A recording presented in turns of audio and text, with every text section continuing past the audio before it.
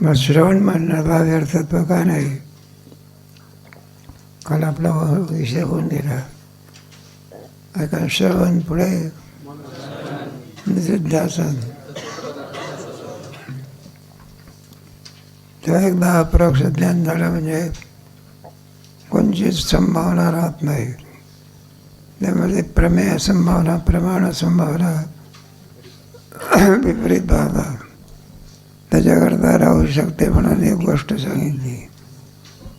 भरचूची गोष्ट कशी सांगितली?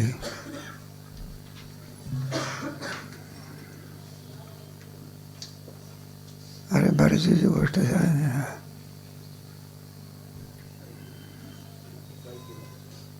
कोणालाच माहिती आहे. काल सांगितली, काल सांगितली म्हणून आज कुठे सांगितली? म्हणजे कशाकरता सांगितली होती? हे अपरोक्ष ज्ञान झाल्यानंतरही सुद्धा का विपरीत भावना असू शकते. त्याच्याकरता कोणाची गोष्ट सांगितली? भरचू मरून काय झाला? राजाने भरचू पाहला.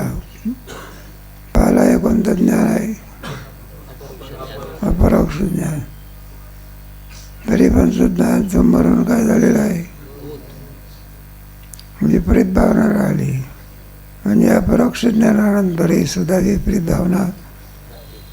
आणि त्याच्याकरता श्रवण मनन आणि व्यर्थ नसून काय त्याचा उपयोग आहे? झालं की नाही? आता आणि एक दुसरी गोष्ट सांगितली ती परोक्ष आणि अपरोक्ष ज्ञानाकरता. कोणती गोष्ट सांगितली ती? सांगा की जोरात. कोणतं? गेल्या वर्षी आम्ही अनुवाद करून घेतो. सिद्धराम बरोबर झालेल्या पाठाचा दुसऱ्याशी काय करायचा? अनुवाद करायचे. 10 प्रवासी होते आणि ते बरोबर आहे. ते प्रवासाकरता निघाले. तर मध्ये जाता जाता एक ओढा लागला. त्या ओढ्यामध्ये पाणी होतं. मग त्या पाण्यातून पोहून जायचं होतं. तर सर्वजण पोहत पोहत पलीकडच्या कडेला गेले. तर ती म्हणाली एखादा बुडला का काय पाहू, आपण सगळे सर्व संख्या मोजून घेऊ.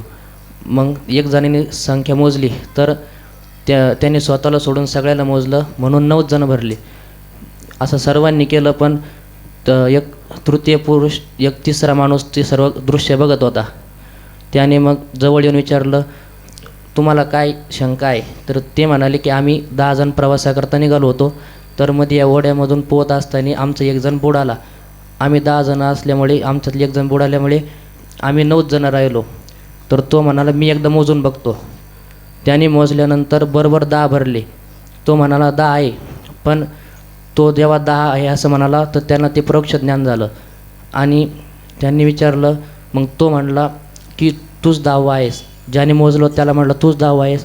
असं म्हटल्यानंतर त्याला अपरोक्ष ज्ञान झालं. बरोबर आहे. 10वा आहे कोणतं ज्ञान? तूच 10वा आहे. नाही, तसं ब्रह्मा आहे कोणतं ज्ञान? कोणती वाक्य? आणि तोच ब्रह्मा आहे कोणते वाक्य? महावाक्य म्हणजे 2-3 हात लांब का? अरे महावाक्य म्हणजे कोणतं? तत्वमसी कोणतं वाक्य आहे? काय? आणि अवांतर वाक्य कोणतं आहे?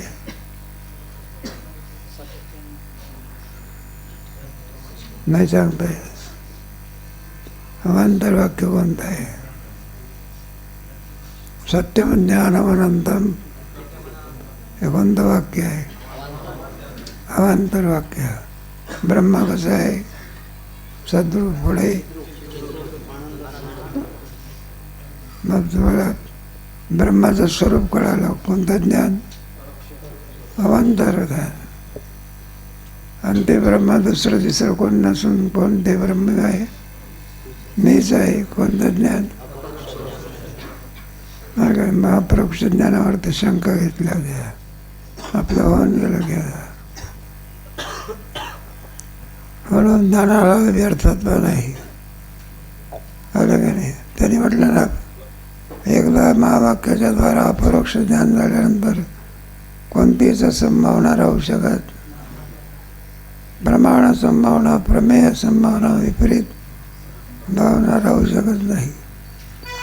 मग तुमचं श्रवण मनाने निदर्शन काय गेलं? फुकट गेलं. कीर्तनाला नेलं, चालच दिली नाही. फुकट गेलं जर काही न दक्षिणा काही चालही नाही, काही नाही. मग श्रवण मनन कशा करता सांगितलं? म्हणजे संभावना, त्याच्यामध्ये 3 प्रकार: प्रमाण संभावना, प्रमेय संभावना. पुढे प्रमाण संभावना म्हणजे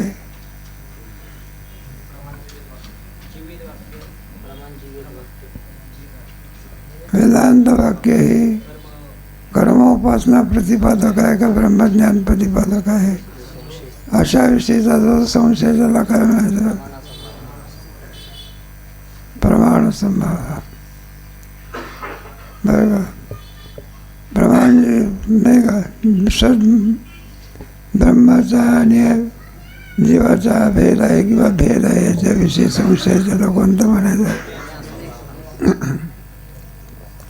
आणि शरीराच्या ठिकाणी मी आणि माझी सत्यत्व बुद्धी, याला काय म्हणायचं? प्रमाण संभावना कशाने झाली? मनाने काय झोपा काढते का? मनाने कोणती जाते? आणि विपरीत भावना महावाक्याने झाली. जेव्हा अपरोक्ष ज्ञान झाल्यानंतर पुन्हा या संभावना राहू शकत नाही.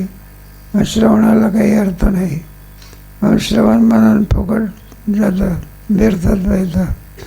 जेव्हा सांगायचं की आनंदी परचूची गोष्ट सांगितली ना, अपरोक्ष ज्ञान झाल्यानंतरही सुद्धा काय होऊ शकते? मग विपरीत भावना असू शकतात. त्याच्याकरता श्रवण मनन निधिध्यासनाचा काय होतं?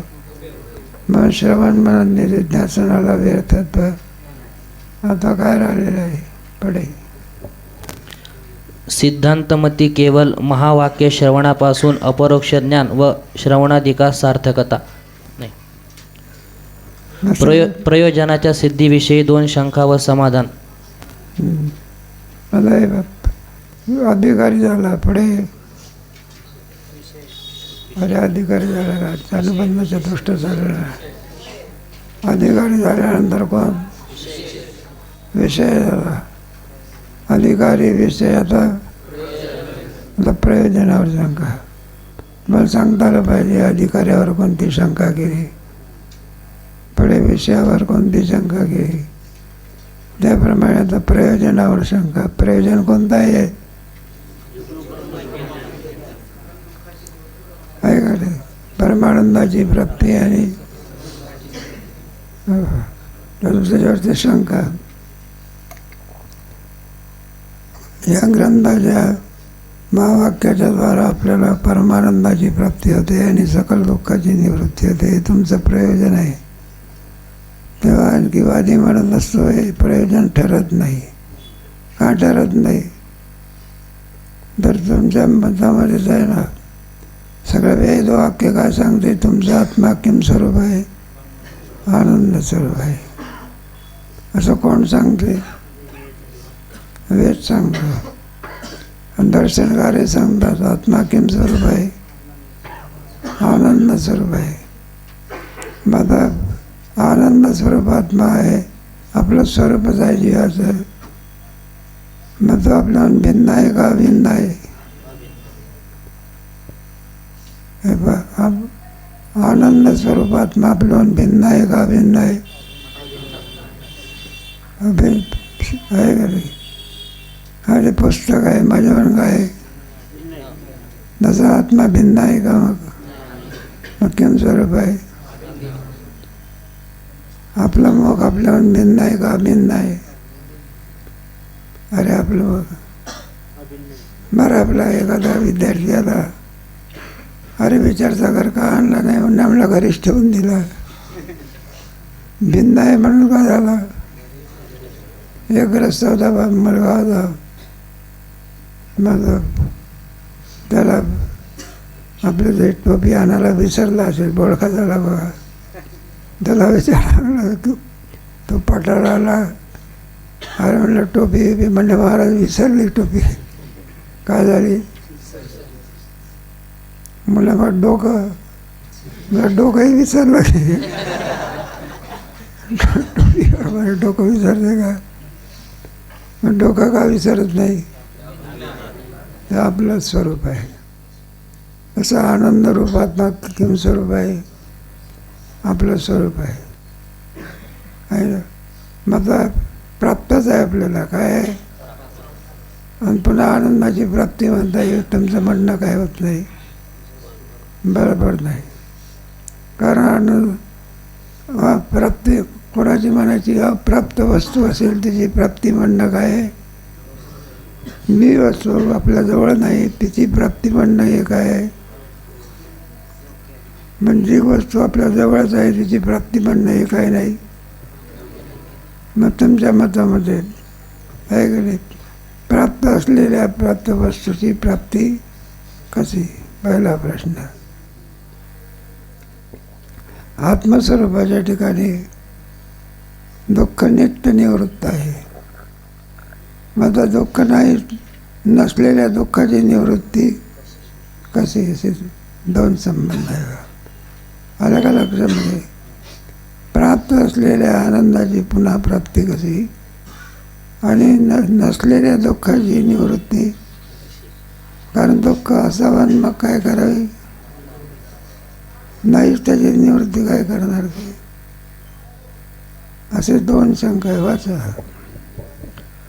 प्रयोजनाच्या सिद्धीविषयी दोन शंका व समाधान. शंका पहिली. प्रयोजनाच्या म्हणजे फलाच्या वर्णनात जीवस्वरूपाचे ठिकाणी असणाऱ्या दुःखाची निवृत्ती आणि परमानंदरूप ब्रह्मप्राप्ती असे या ग्रंथाचे फल सांगितले आहे. फल म्हणजे मोक्ष सांगितलेलं आहे. या ग्रंथाचं फळ कोणतं आहे. मग वेदांतामध्ये मोक्ष आहे. मोक्षाचं स्वरूपच आहे सकल दुःखाची निवृत्ती परमानंदाची आहे का. आता याच्यावर शंका करतात. पोचा. आणि त्या फलासच मोक्ष असे म्हणतात. परंतु अशा रीतीचे मोक्ष प्रयोजन घडणे शक्य नाही. कारण सर्व वेदवाक्य जीवाचे परमानंद स्वरूपच प्रतिपादन करतात आणि वेदांतमती त्याचा स्वीकारही आहे. मला तुमची शंका बरोबर नाही. का नाही. सगळे वेदवाक्य वेदाचं आत्म्याचं कसं स्वरूप वर्णन करतात. आनंद स्वरूप करतात. माझा आनंद स्वरूप जर आत्मा आहे प्राप्तच आहे तो. पुन्हा प्राप्ताची प्राप्ती. एखादा आपण कल्पना कराय. एखादा साखर असते त्याच्यातली गोडी काय असते. साखरेमधली गोडी वेगळी काढता येते का. साखरेचं स्वरूपच आहे. स्वरूपच आहे का. कल्पना करा एखादं श्रीखंड असतं. त्या श्रीखंडामध्ये गोडी काय केलेली आहे. आणलेली आहे. स्वरूप आहे का. जी गोडी आहे ती कोणाची आहे. आणि साखरेच्या ठिकाणी गोडी आहे ती कोणाची आहे. तिचं स्वरूप आहे. श्रीखंडातली गोडी आणि साखरेच्या ठिकाणी असलेली गोडी आहे का. भिन्न आहे. मग साखरेमध्ये गोडी आणावी लागते का. श्रीखंडात आणावी लागते आहे का. मग त्याच्यावरती डायबिटीज असला तरी लोक काय मारते बघ. तवा मारते बघ. पिठलं जेवढं असते त्यापेक्षा श्रीखंड एखाद्या माणसाला आहे का नाही. जाऊ दे बाबा अंतर्भाषा. एखाद्या माणसाला डायबिटीस असेल तर म्हटलं बुवा डायबिटीसची निंदा करतो. ते काय सांगता येत नाही. डायबिटीस नावाचा रोग कोणा अवस्थेत होईल. काही लहान पोराला सुद्धा पूर्वीच्या काळामध्ये नव्हता बा, कुठून आणला कोणाच माहिती. सगळ्या माणसाला भयभीत करून टाकलं. आणि जास्त डायबिटीज झाले माणसं हे बैठकी काम करतात ना, व्यायाम नाही काही नाही, त्यांना तो घर केल्याशिवाय, म्हणजे एकदा का डायबिटीज झाला म्हणजे घरातून काढणं फार कठीण आहे. कशा करता सांगितलं तुम्हाला. म्हणून आत्मा आनंद स्वरूप आहे. त्याच्या ठिकाणी आनंद आणण्याची काय नाही आवश्यकता नाही. आणि अप्राप्त आहे का प्राप्त आहे. मग प्राप्त असलेल्या वस्तूची प्राप्ती एक प्रश्न. अप्राप्त असतं तर काय झालं असतं. मला प्राप्तच आहे, पुन्हा प्राप्ताची प्राप्ती कशी. बरं, आत्मस्वरूपाच्या ठिकाणी दुःख नित्यनिवृत्तच आहे. पण नित्यनिवृत्त असलेल्या पुन्हा आणखी दुःखाची निवृत्ती कशी, असा वादाचा प्रश्न आहे. त्याचं उत्तर द्यायचं आहे पुढे. वाचा. वास्तविक अप्राप्त वस्तूची प्राप्ती म्हणजे योग्य आहे. नित्यप्राप्त वस्तूची प्राप्ती म्हणजे संभवतच नाही. जीवात्मा परमानंद स्वरूप असता त्यास पुनः परमानंदाची प्राप्ती असे म्हणणे सर्वथैव अयुक्त आहे. पुढे. तसेच आत्मस्वरूपाचे ठिकाणी दुःख कालत्रय नाही असे असता दुःखाची निवृत्ती हे या ग्रंथाचे प्रयोजन आहे असे म्हणणे सर्वथा अयोग्य आहे. आत्मस्वरूपाच्या ठिकाणी काय नाही, दुःख आहे का दुःख नाही, त्याला निवृत्तच आहे. काय मग नाही त्याची निवृत्ती कशी. अगोदर असावा, पुढे काय करावे. म्हणजे दोरीवरचा साप आहे का नाही, आणि खरा सापाची निवृत्ती करायची असली तर दांडका न्यावं लागतं. काय खरा साप कुठं दोरीच्या दह्यात जातो का. एक ग्रस्त होता, विचारसागराचा पाठ सुटला, आपला जायला लागला. तिकडून एक मरचं जरा धावतच चालला. अहो कुठं निघत चालला. म्हणला हेच काठी आणायची. कशा करता. म्हणलं आमच्या घरी काय निघालेलं आहे, त्याला मारण्याकरता काय पाहिजे. सापाला मारायचं असेल तरी बीज धरू काठीने जमते का. मग केवढं दांडका पाहिजे. तर म्हणलं काही हरकत नाही, चला की. म्हणलं का बरं. काही नाही म्हणायला लागले. आम्ही सापाला काय करतो हे करतो. मग तसं बघा म्हणायला लागले, आतमध्ये शिरून राहिला. याने सांगितलं, म्हणलं तुमच्याकडे दोरी आहे का. लोक म्हणायला लागले, अहो मागतो ना दोरी, तर आपल्याला द्यायला काय हरकत आहे. कोणी म्हणायला लागले, म्हणलं साप धरून दोरीनं काय करत असला पाहिजे, बांधत असला पाहिजे बांधण्याकरता. त्याला विचारलं, म्हटलं का दोरी कसं करता पाहिजे. म्हटलं दोरीचं ज्ञान झालं म्हणजे दाखवली म्हणजे साप निवृत्त होतो. दोरीच्या ज्ञानाने वारुळातला साप कुठं जात असतो का. मग कसं जातो तो, दांडक्याने बळवावा लागतो. हा साप कोणता आहे, दोरीवरच आहे. त्याला रज्जू सर्प म्हणतात. मग दोरीवरच्या सापाला दांडक्याने मारावं लागते का दोरीच्या ज्ञानानेच जातो.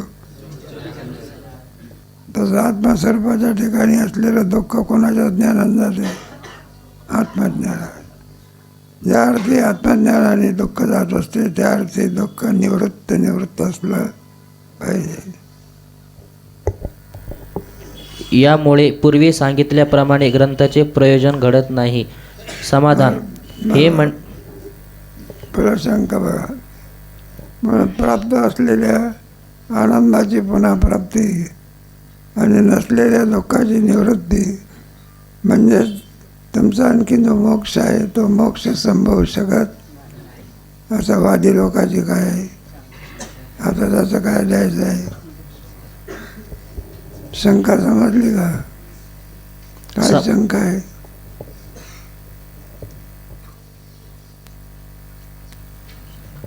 आताच सांगितले ना. अरे काय शंका आहे, विचारसागरात आहे ना. आत्म्याचं मूळ स्वरूप सच्चिद आनंद आहे आणि यामध्ये सांगितलंय की दुःखाची निवृत्ती करायची आणि आनंदाची प्राप्ती करायची. पण बरोबर आहे की. वेद सांगतात की आत्म्याचं स्वरूपच सच्चिद आनंद आहे. बरोबर आहे की. म्हणून आहे का नाही, आनंद हा प्राप्तच आहे. आपला आत्मा किम स्वरूप आहे, जीवाचं स्वरूपच आहे की. आत्मा हे जीवाचं काय आहे, शरीर दुःखाचं जीवाचं स्वरूप आहे का. त्याचं प्रारब्ध संपल्यानंतर पडून जातं की. जोपर्यंत प्रारब्ध आहे तोपर्यंत जीव शरीरामध्ये राहतो. प्रारब्ध संपलं की मग शरीर जीवाचं स्वरूप आहे का. मग त्यातून येऊन जाळावं लागतं की काय करावं लागते. आत्म्याहून भिन्न आहे ते. आलं का. मग जीवाचं स्वरूप आहे तरी कोण. मग आनंद आहे जीवाचं काय स्वरूप आहे. पण आनंद आहेच की, आणावा लागतो की आहेच. मग पुन्हा प्राप्ताची प्राप्ती कशी. आणि नसतं तर काय झालं असतं, मान्य आहे आम्हाला, प्राप्त करून घेतलं असतं. याच्यावर एक दृष्टांत दिलेलं आहे. कोणतरी ग्रस्त बघा, एक कंकणाचा एक आहे, एक ग्रस्त आपला आणि आपला लिहत होता बघा. लिहिता लिहिता त्याने लेखणी कुठे ठेवली, कानावर. त्याला पडला विसर. आणि ते विसर पडल्यानंतर त्याला वाटलं आपली लेखनं काय झाली, इकडे पहा तिकडे पहा, लेखणी कुठं आहे. आणि पाहतो आपल्या कुठं सगळ्या टोपल्यात बघून कशात लेखणी काही सापडे ना. त्रस्तग्रस्त आला. त्याने विचारलं, म्हणलं अहो गोविंदराव काय पाहता. म्हणला लेखणी हरवली की. मग त्याने विचारलं लेखणी कशी होती. म्हणलं विधभर होती. रंग कसा होता. म्हणलं त्याचा लाल होता की. मग त्याने पाहिलं ती लेखणी कुठं दिसली त्याला. म्हणलं लेखणी आहे. म्हणलं कुठं आहे की, तुम्हाला कुठं सापडले. मग त्याने सांगितलं, म्हणलं द्या की आम्हाला लेखणी, काय करा. मग त्याने सांगितलं की आमच्याकडे हात नका करू. हात कसा करा, इकडे करा. इकडे करा म्हटल्यानंतर कानावर असलेली लेखणी काय झाली. मग तो म्हणतो ना, तुमच्या कृपेमुळे आम्हाला लेखणी काय झाली, हरपली होती का. मग काय आणखी ज्ञान नव्हतं त्याला. लेखणी कुठे ठेवल्याचा काय पडलेला होता. मग लेखणी आनंदी लेख आहे त्याचं ज्ञान करून दिलं. मग तसाच आपल्याला आत्म्याचा काय पडलेला आहे. मग गुरुजी काय आनंद देते का, आहे त्याचीच काय करून देते. पुढे सांगायचं. समाधान. शंका लक्षात आली का. शंका मांडता येईल तर उत्तर येईल, नाही तर काय होणार नाही. घरी जाऊन चांगल्या प्रकारे वाचायचं. समाधान हे म्हणणे प्रथम खरे आहेसे वाटते, पण विचार केला तर पूर्वी सांगितलेले ग्रंथाचे प्रयोजन सिद्ध आहे. कारण लोकांमध्ये प्राप्त असलेल्या वस्तूविषयी अप्राप्तीचा म्हणजे वस्तू नष्ट झाल्याचा भ्रम होतो. असूनही सुद्धा आपल्याला विसर पडला तर वस्तू नष्ट झाली असं आपल्याला काय होतं, भ्रम होत असतो. वस्तू दूर असते, कुठं नेली असते का आपल्या जवळच असते. त्याचा कंकणाचा दृष्टांत दिला आहे. कोणीतरी बाईच्या हातामध्ये कुठं होतं, कंकण होता. काय धरून चाल, कंकण सोन्याचं धरून चाल. आपलं काय बिघडलं, चांदीचं म्हणलं. आणि तिला स्नान करते वेळी तिला रोज काय करायची, ती अशी काढून ठेवायची बा. बरं का. एक दिवस तिला भ्रम झाला, काढूनच ठेवले नाही, हातातच होतं बा. आणि नेहमीप्रमाणे बघायला लागली ती कंकण काय होईना, दिसेना बा. मग तिला कळून चुकलं आपलं कंकण काय झालं. मग त्रस्त बाई आली. म्हणले काय शोधता. म्हणले आमचं कंकण काय झालं, हरवलं. मग त्या बाईने सांगितलं, म्हणलं तुमचा हात मला बघू द्या की. त्या हातामध्ये काय दाखवलं तिला, मग भ्रमनिवृत्त झाला की नाही. नसलेलं कंकण आणून दिलं, काय त्याचं ज्ञान करून दिलं. मग तेच आहे, असलेल्याच आत्म्याचा काय करून देतात. पण प्रश्न असा आहे ना, अरे का प्राप्तच असलेल्या वस्तूची पुन्हा प्राप्ती अगोदर नसावं, मग काय व्हावी शंका. भ्रमनिवृत्तीनंतर प्राप्त असणाऱ्या वस्तूच्या ठिकाणीच प्राप्तीचा व्यवहार मात्र होतो. उदाहरण, कोणाच्या हातात सुवर्ण कंकण असून काही निमित्ताने त्यास भ्रम झाला की माझे कंकण हरवले. नंतर कोणी आप्ताने त्यास बोध केला की तू जे कंकण हरवले म्हणतोस ते तुझ्या हातातच आहे. कंकण कुठं होतं, मग तिला भ्रम का झाला, विसर पडला तिला. आणि मग कंकण कुठं आहे, हातातच आहे. आणि विसर पडल्यामुळे दुसरीकडे काय करायला लागली, शोधायला लागली. इकडे पहा तिकडे पहा. मग तर शोधल्यानंतर आलं ती बाई शोधत असताना त्रस्त बाई आली. तिला सांगितलं, म्हणलं गंगूबाई का पाहता, म्हणलं कंकण हरवलं की. आणि कंकण कुठं आहे. आणि ती काय म्हणते पुन्हा, हरवलं होते. असून काय हरवलं म्हणते. अरे कंकण तर कुठं आहे, मग असून काय हरवलं म्हणते. कारण तिला त्या कंकणाचं काय नाही, ज्ञान नाही. आहे का नाही. कंकण कोणाच्या जवळ आहे, आणि शोधते कुठं. एक ग्रस्त होता आपला, काहीतरी खोलीमध्ये लिहत होता. लिहिता लिहिता त्याची लेखणी खोलीतच गायली, मग पडली बघा. आणि तितक्यात काय गेली, लाईट गेली. मग आता लाईट कुठं होती, सडकेवर होते. लेखणी कुठं हरवली, खोलीत. पण अंधार असल्यामुळे लेखणी कुठं शोधत होता,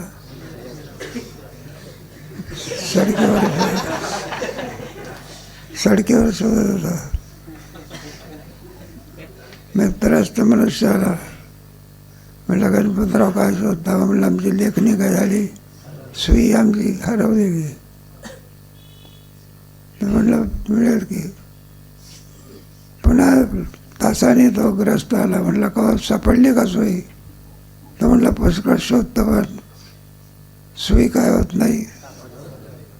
मग तोही शोधू लागला, काय करू लागला. मग त्याने विचारलं, सुई काही सापडे ना.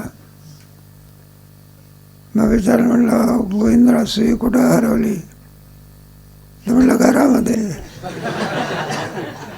शोधतो कुठं. मग आता हे पहा, लेखणी सुई कुठं आहे, घरात. शोधतो कुठं आहे. मरून जरी गेला तरी सापडेल का त्याला. कारण मुळामध्ये कुठं आहे ती. ज्या ठिकाणी नाहीच त्या ठिकाणी शोधणं वेडेपण आहे. त्याप्रमाणे दृष्टांत सांगितलं. सुई आहे घरामध्ये, तुझा आत्मा आपल्या जवळच आहे. आणावं लागत असतो का जवळच आहे. जवळच आहे का स्वरूप आहे. जवळ आहे म्हटलं तर भेद सिद्ध होतो. जशी साखरेमध्ये गोळी जवळ आहे का साखरेचं स्वरूपच आहे. मग आलं लक्षामध्ये. त्रस्त माणसाच्या याच्यामुळे त्याला लेखणी प्राप्त झाली किंवा कंकण प्राप्त झालं, म्हणजे व्यवहार झाला ना. बाई म्हटलं तुमचे उपकार आहे. म्हटलं काय तुमची उपकार कशावरून मारायचे. म्हटलं तुम्ही आम्हाला कंकणाची काय करून दिली. मग तसंच आहे श्री गुरुदेव. वाचा. तेव्हा ते कंकण पाहून त्यास असे ज्ञान होते की माझे कंकण मजपाशीच होते, पण व्यवहार मात्र माझे कंकण मला प्राप्त झाले असा तो करतो. खरोखरच कंकण आणून दिलं काय, त्याचं ज्ञान करून दिलं. याच्याजवळून कुठं हरवलं होतं का ते. पण व्यवहार झाला ना. काय झाला, कोणता व्यवहार झाला. नाही सांगता येत. व्यवहार झाला. मला कंकणाची काय झाली, आता प्राप्ती झाली म्हणजे वेडेपणा इकडे. प्राप्ती झाली की प्राप्तच होती, पण व्यवहार कसा होता? मला कंकणाची काय झाली, तसा आम्हाला आपल्या नाही का परमानंदाची काय झाली. मग परमानंद नव्हता की होताच. म्हणून अलग लक्षात प्राप्ताची प्राप्ती होऊ शकते. सिद्धांत वाचा. त्याचप्रमाणे परमानंदरूप आत्म्याचे ठिकाणी अविद्याबलाने जीवास अशी भ्रांती आहे की माझा आत्मा परमानंदरूप नाही. हे पहा, अविद्या आहे आपल्या अंतःकरणामध्ये. त्यामुळे आपला आत्मा आपल्या जवळच आहे. पण त्या अविद्येमुळे आपल्याला अशी भ्रांती झालेली आहे की आपला आत्मा किम स्वरूप आहे, आनंद स्वरूप नाही. कोणामुळे? अविद्याबळाने. आलं का? त्याचं आपल्याला अज्ञान आहे. असून सुद्धा अज्ञान. तैसा हृदयामध्ये मी असता सर्व सुखाला. आणावा लागत असतो. आत्मा का आत्मा हे स्वरूपच आहे. पुढे तुम्हाला सांगू की दुसऱ्या तरंगामध्ये मी कोण आहे याचा सांगते वेळी विचार केलेला आहे. तेव्हा प्राप्त वस्तूची प्राप्ती कशी आहे याच्याकरता चाललेला आहे बा. मग कोणी मंगीपासून तर ब्रह्मदेवापर्यंत ब्रह्मदेवाचे स्वरूप आत्मस्वरूपच आहे. मंगीचे स्वरूप कोणतं आहे? मग मंगीचे स्वरूप कोणतं आहे? विद्या विनय संपन्ने ब्राह्मणे शुनीचैव सुपाके समराम ब्रह्म. आकाश कुठे नाही, सर्वत्र ठिकाणी आहे. तसा व्यापक परमात्मा एका ठिकाणी आहे का? त्याला नाही का? सर्वामध्ये व्यापक कोणतं आहे? आकाश आणावं लागत असते काय? आहे हवा आणावी लागते का? आहे बरं का? आणि पाणी आणावं लागत आहे. हवा कुठे आणावं लागते का? दाण्याकरता पाणी काय करावं लागते? आणावं लागते. आणि हवा त्याची आवश्यकता आहे ना, आणावं लागते का? सगळ्या ठिकाणी. आणि आकाश त्या ब्रह्मस्वरूपाच्या ठिकाणी आकाश कुठे लपलं असते याचा पत्ता लागत नाही कोणाचा. सगळं ब्रह्मांड कोणामध्ये? त्याचा सुद्धा काय तुम्हाला 11वा अध्याय गीतेचा येईल त्यावेळेला तुम्हाला ते मला केवढा परमात्मा आहे. देवा हे कशाकरता चाललेला आहे? तेव्हा आत्मा परिच्छिन्न नसून तो व्यापक आहे. तो आनंद स्वरूप आहे. आणि ते जे इथे मंगीपासून तर ब्रह्मदेवाचं स्वरूप आहे. सगळ्याचं स्वरूप कोण आहे? आत्माच आहे. त्यालाच वेदांतामध्ये ब्रह्म म्हणतात. आणि तो आत्मा आनंद स्वरूप आहे, सद्रूप आहे, चिद्रूप आहे, आनंद स्वरूप आहे, व्यापक स्वरूप आहे. आणि ते जीवाचं काय स्वरूप आहे. मग आता स्वरूप म्हटल्यानंतर ते प्राप्तच आहे. काय आहे? लोक काय आहे? प्राप्तच आहे. टोपी. अरे टोपी आणावी लागते. काय डोकं आणावं लागतं का? डोकं कुठं विकत मिळते? जन्माला की डोकं काय होत असते? घेऊनच येत असतो की. तसं आत्मा आहे जीवाचं काय आहे? तो आत्मा किम स्वरूप आहे, आनंद स्वरूप आहे. जास्त विवरण पुढे क्रमाने तुम्हाला सांगा. मग आहे आत्मा पुन्हा त्याची प्राप्ती कशी? नसलेल्या पदार्थाची काय होते? नसलेल्या पदार्थाची प्राप्ती होते का? मग आनंदाची पुन्हा प्राप्ती कशी? शंका. आणि नसलेल्या दुःखाची निवृत्ती कशी? ही शंका. याचं क्रमाने उत्तर द्यायचं आहे. वाचा.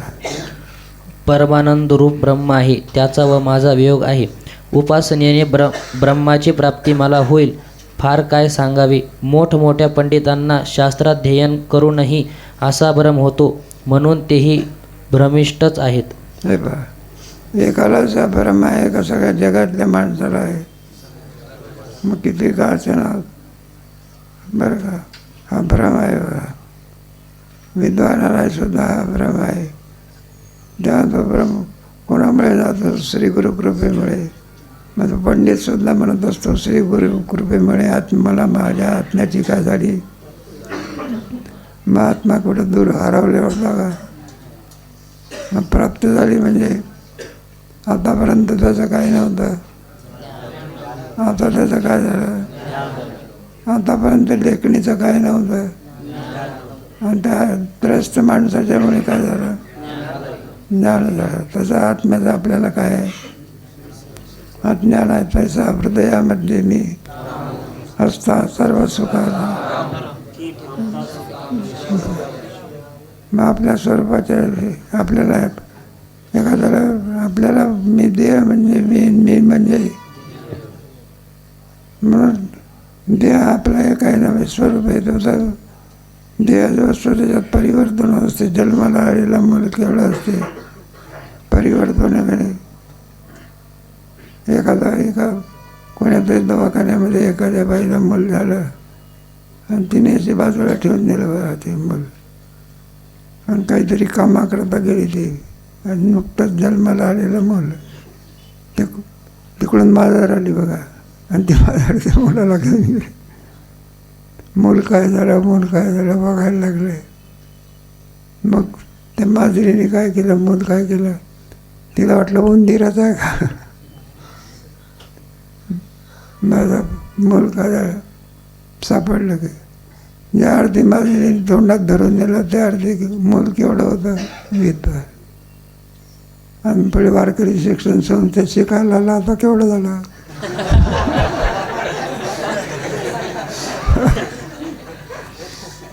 परिवर्तन आहे गेले. अरे परिवर्तन आहे गेले. शरीरामध्ये काय परिवर्तन आहे? बालपण, पुढे पुढे पुढे पुढे पुढे काय? राम बोलो भाई.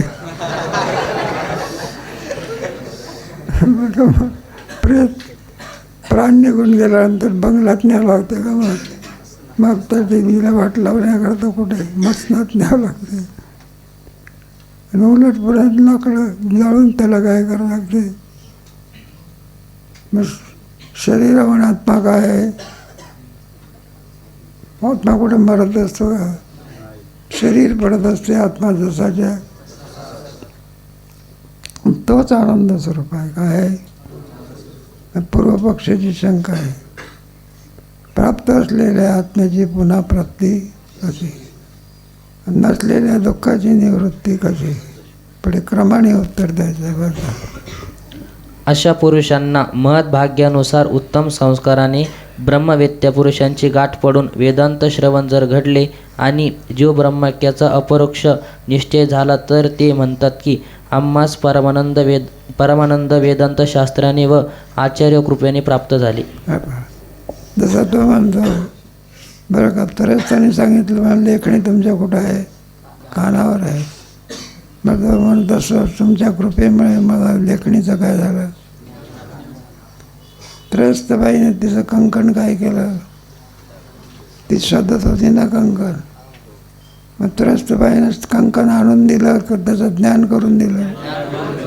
मग तसंच आहे, श्री गुरुच्या कृपेने आम्हाला आमच्या स्वरूपाचं काय झालं?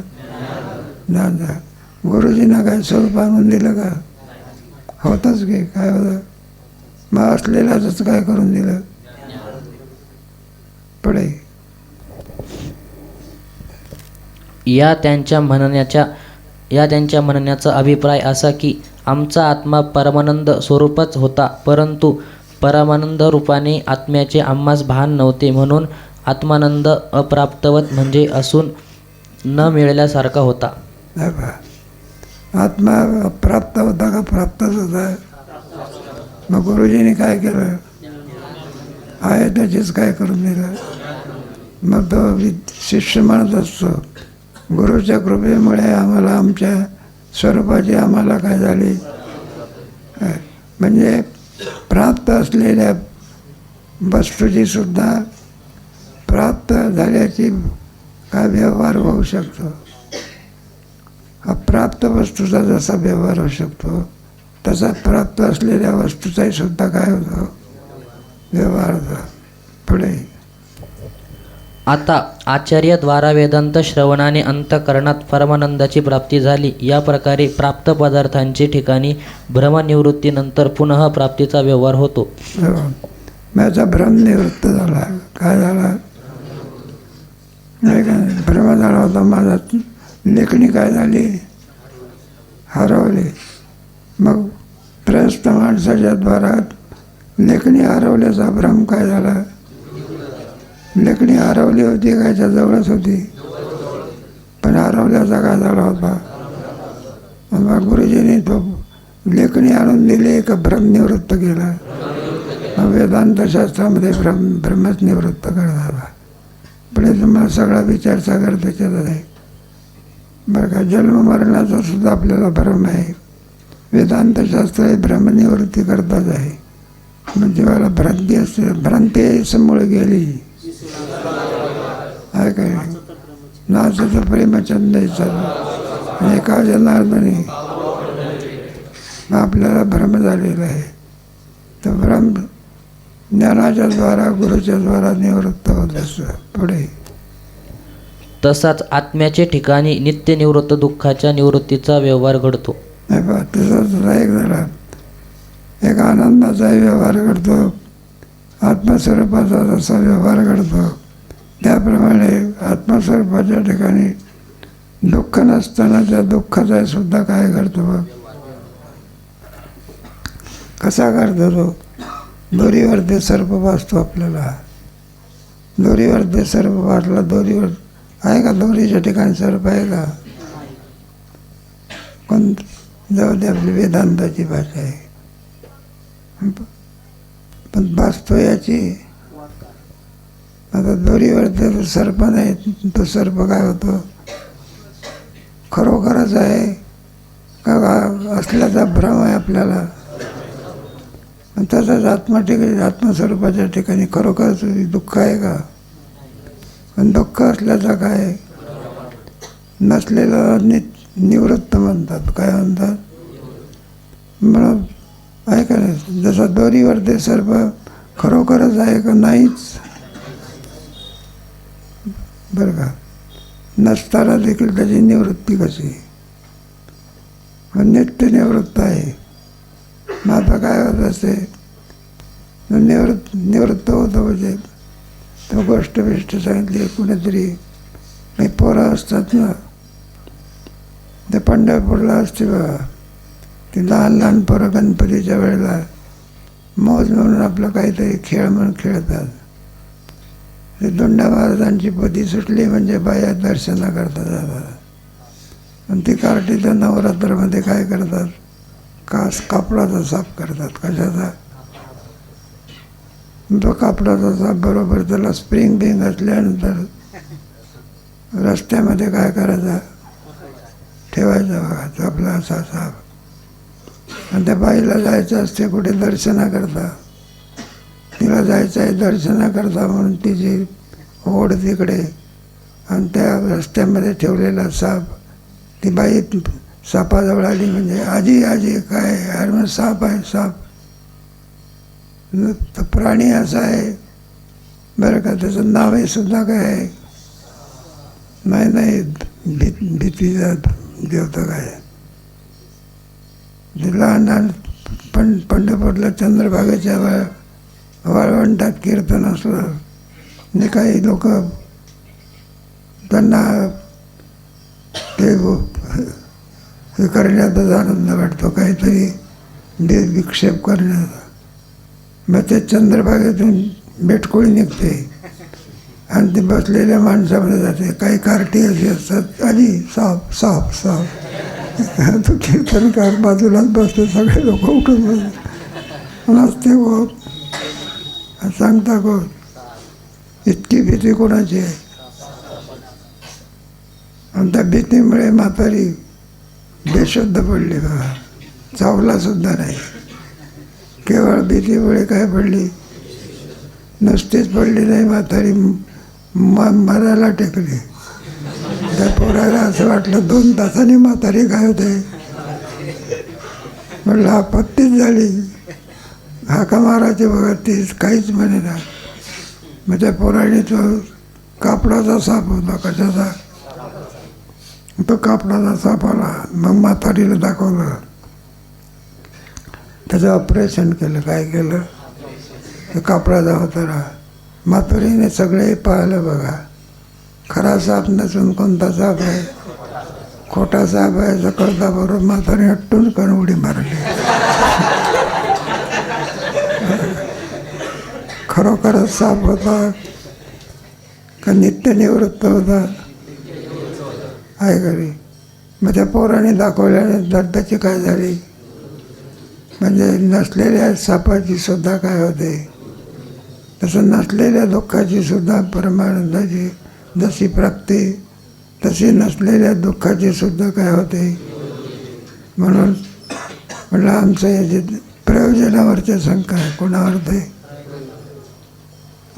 पण अगोदर कोण बरंच अधिकारी पुढे, आता काय चाललं होता पुढे. जसा रज्जूच्या ठिकाणी सर्प नित्य निवृत्त असूनही मदांधकारादी दोषाने सर्प आहे असा भ्रम होतो. कोणावर वाचतो सर्प?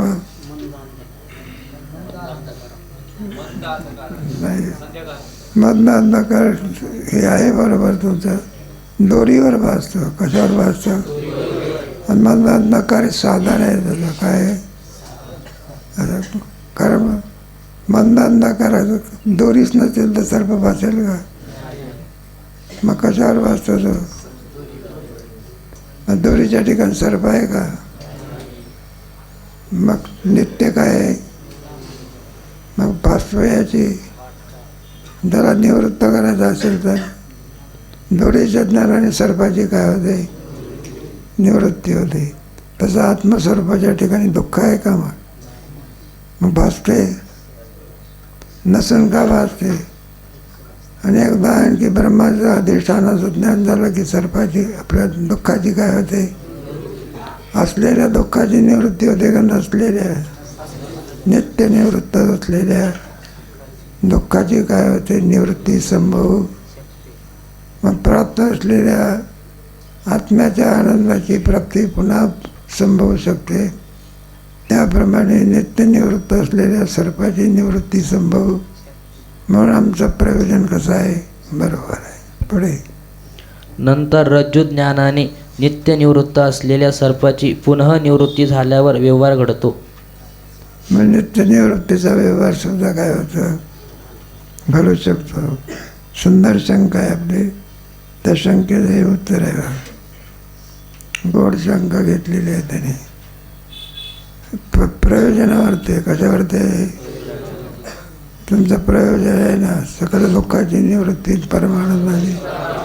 म्हटलं ते संभवू शकत नाही. का संभवू शकत नाही? तर जीवाचा आनंद हे स्वरूपच आहे. मग आनंद हे स्वरूप असताना पुन्हा प्राप्त असलेल्या प्राप्ताची प्राप्ती आणि आत्मस्वरूपाच्या ठिकाणी दुःख कारण तरी नाही. मग दुःख नसून सुद्धा त्या दुःखाची निवृत्ती अशी पूर्वपक्षाची काय आहे? मग त्याचं उत्तर आहे बघा. आता उत्तराला सुरुवात वाचा.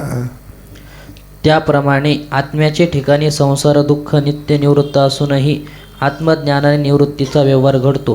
हे बघा, आत्मस्वरूपाच्या ठिकाणी दुःख कालत्रयी नसताना देखील, कालत्रयी म्हणजे पूर्वी नव्हतं, आताही नाही, पुढेही तिन्ही कालामध्ये काय नाही, दुःख नाही. पण व्यवहार घडतो ना. काय घडतो? एकदा अधिष्ठानाचं ज्ञान झालं तर दुःखाची काय होते? ज्ञानाने त्याची काय होते? नसलेल्या दुःखाची होत असते का असलेल्या? दोरीच्या ज्ञानाने असलेल्या सापाची निवृत्ती होते का नसलेल्या? असलेल्या सापाची निवृत्ती कुठं दोरीच्या ज्ञानाने होते का? नुसती दोरी दाखवली, दांडका जरी मारला तरी उसळतो पडत होता. हा तो डास धरणारा प्राणी आहे, तुम्हाला कल्पना नाही का? 4 माणसं जरी आणखी झोपले, एखाद्या नाही केलं बरोबर तो विचित्र प्राणी आहे. तो पाठीमागे लागतो, सांगतात बघा. देवा कशा करता सांगितलं? आपलं वारुळातला सर्प वेगळा आणि दोरीवर बसलेला सर्प. वारुळातला सर्प कुठं दोरीच्या ज्ञानात जातो का? मग कोणता सर्प जातो? आहे का? खरोखरच होता का नव्हता? आणि दोरीच्या ज्ञानात त्याची काय झाली? मग त्याप्रमाणे आत्मस्वरूपाच्या ठिकाणी दुःख आहे की नाही? पण दुःखाची अधिष्ठान ज्ञानाने दुःखाची काय होते? म्हणजे नित्य निवृत्त असलेल्या दुःखाची सुद्धा अधिष्ठान ज्ञानाने काय होऊ शकते? आहे का नाही? असलेल्या आनंदाची सुद्धा, आनंदाची नाही का, आत्मस्वरूपाच्या ठिकाणी असलेल्या आनंदाची सुद्धा आपल्याला काय होते? म्हणून आमचा मोक्ष कसा आहे? सिद्ध आहे. पुढे प्राप्ताचे प्राप्तीचा व नित्य निवृत्तीचे निवृत्तीचा व्यवहार घडण्यास मध्यंतरी भ्रम असावा लागतो. मध्यंतरी काय म्हणावं लागते? आता आपल्या ठिकाणी आनंदाच्या विषयी दुःखाच्या विषयी काय आहे? मग गुरुजी काय करतात? आनंद आणून देत असतात का भ्रमाची निवृत्ती करतात? बाईने कंकण आणून दिलं का असलेल्याच कंकणाचं ज्ञान करून दिलं? मग असलेल्याच आनंदाचं काय करून देतात? पुढे हे या समाधानात रहस्य आहे. म्हणून नित्यप्राप्त जो परमानंद त्याची प्राप्ती व नित्य निवृत्त जो संसार त्याची निवृत्ती हे ग्रंथाचे प्रयोजन सिद्ध आहे. म्हणून नित्य निवृत्तीची निवृत्ती आणि प्राप्त असलेल्या आनंदाची प्राप्ती असं असलेलं जे प्रयोजन, आनंदाची प्राप्ती सकल दुःखाची, हे सिद्ध आहे. पुढे 1-2 शंका आहे, त्याचा विचार कधी करू. इथेच थांबा.